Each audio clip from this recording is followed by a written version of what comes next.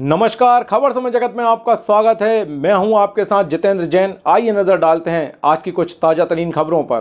पोहरी मतदान से ठीक पहले प्रत्याशियों ने अपनी पूरी ताकत झोंक दी। किसी ने सभा तो किसी ने रैली के माध्यम से शक्ति प्रदर्शन कर जनता को अपना जनाधार दिखाने की कोशिश की।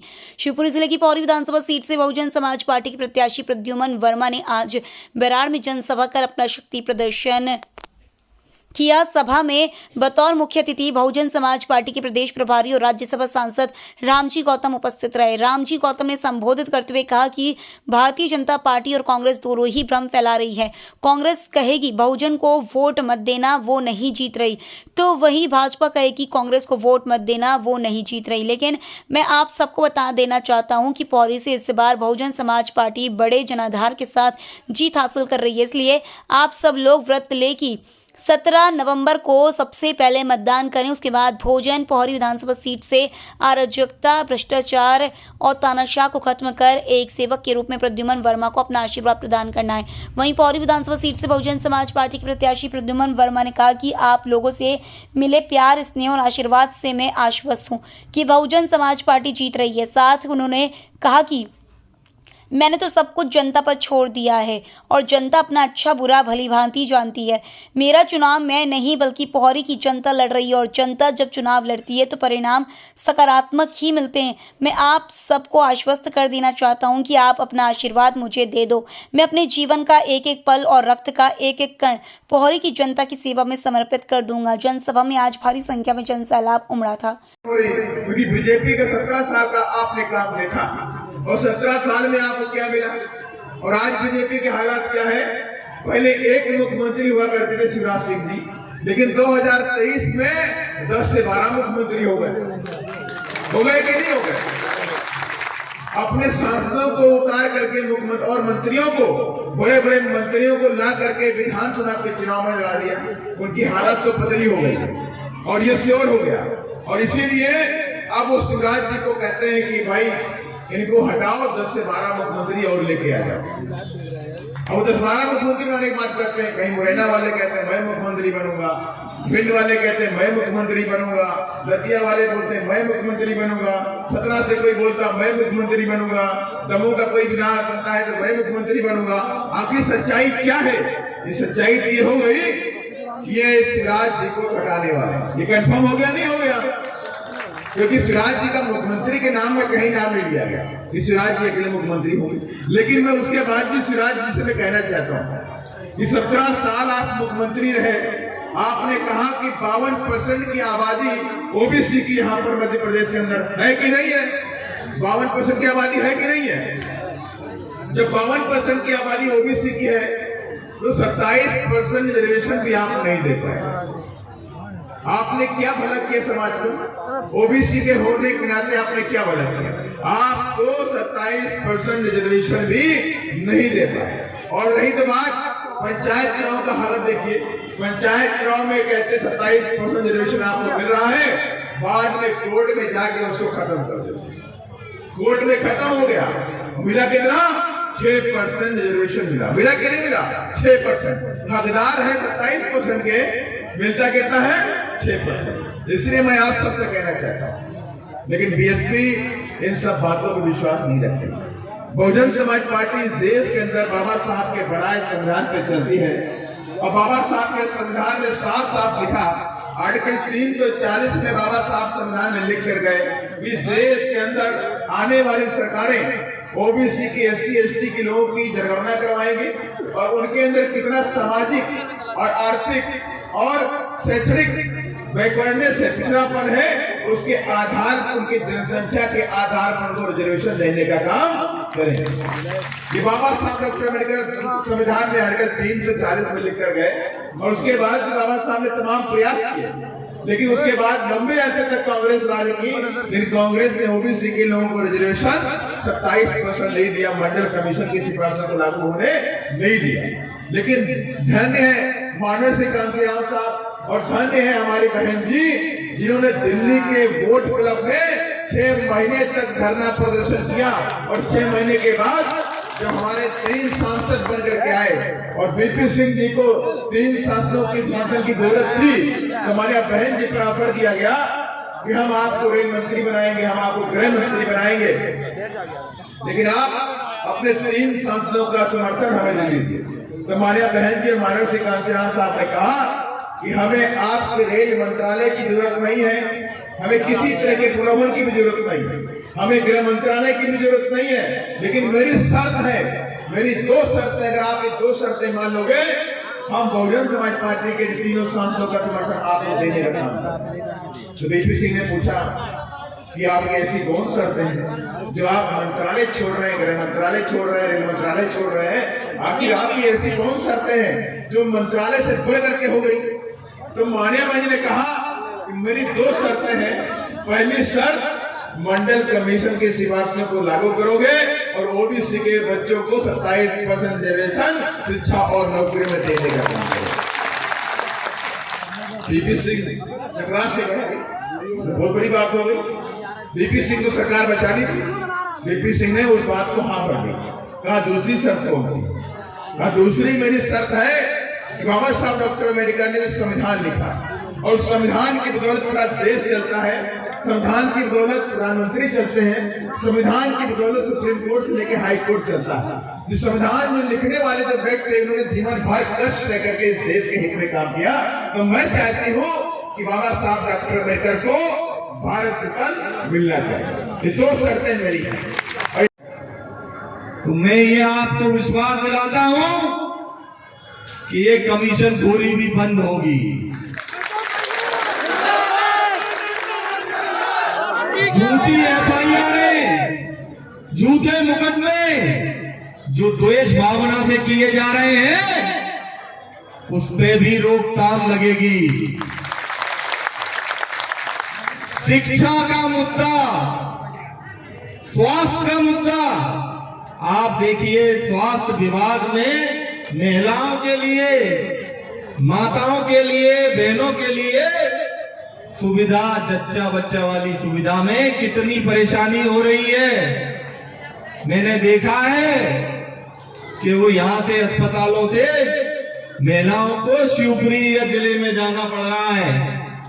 उस चीज पे भी कड़ाई से पाबंदी की जाएगी कि जिस गांव के यहाँ के हैं तो पौरी हो, बहराड़ हो, वहीं उनका इलाज हो और वहीं उनकी देखभाल हो।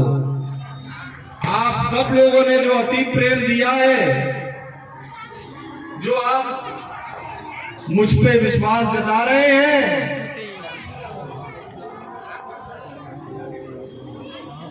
आप सब लोगों को मैं ये बोलना चाहूंगा, एक और बहुत बड़ा मुद्दा है पिछले 10 साल से जनता का सरकुला डैम। कितने लोगों ने उद्घाटन कर दिया पर आज तक मूर्त रूप में वो डैम नहीं बन पाया। कुछ लोग तो ये भी बोल दिए कि मैं चुनाव नहीं लड़ूंगा अगर डैम नहीं बना तो। अब ये आप लोगों को सोचना है कि किसकी कथनी और करनी में क्या अंतर है। मैं आप लोगों से हाथ जोड़ के विनती करता हूं कि इस आपके युवा बेटे को, भाई को आप आशीर्वाद दें। मैं आपसे ये वादा करता हूं कि ताउम्र जिस प्रेम से आप मुझसे जुड़े हुए हैं वही प्रेम से मैं आपसे जुड़ा रहूंगा, आपके बीच में रहूंगा। बस आप सब लोगों का ये असीम प्रेम मेरे पे यही बनाए रखे और जो आशीर्वाद आप दे रहे हैं इसको 17 तारीख को मतों में परिवर्तित करके पेटियों के बटन दबा के हाथी को विजय बनाए। मैं ये बोलना चाहूंगा, लोग बाग आपको खरीदने का भी प्रयास करेंगे। अरे आपको बेचकर ही तो गए हैं। ये आपको सोचना है और समझना है कि आपके लिए क्या उचित है, क्या गलत है। तो आपके वोटों को जो बेच के गए हैं पैसे में, पैसे दें तो आपको क्या करना है ये आपको समझना है।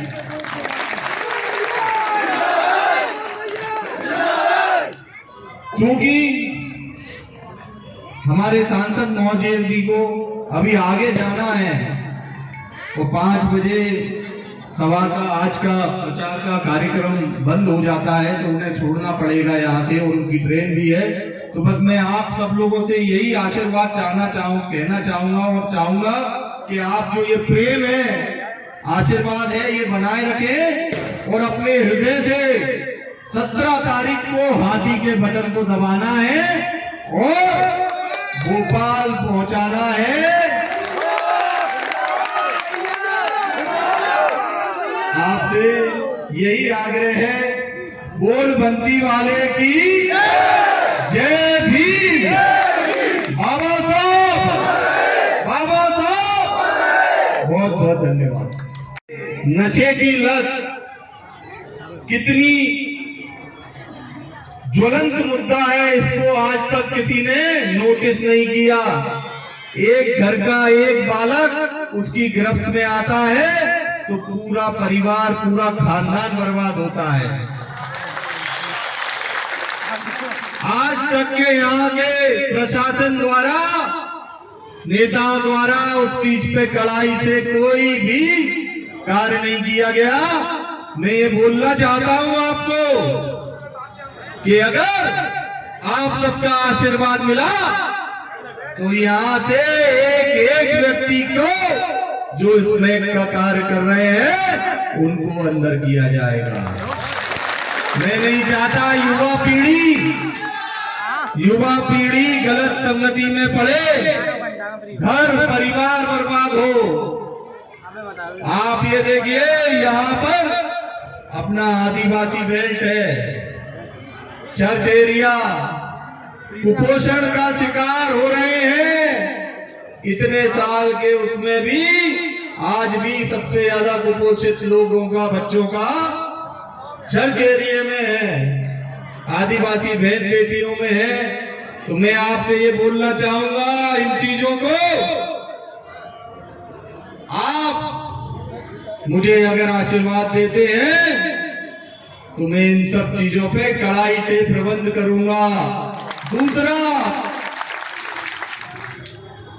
जनपद ले लो, तहसील ले लो, थाना ले लो, कितना भ्रष्टाचार, कितना कमीशनखोरी है।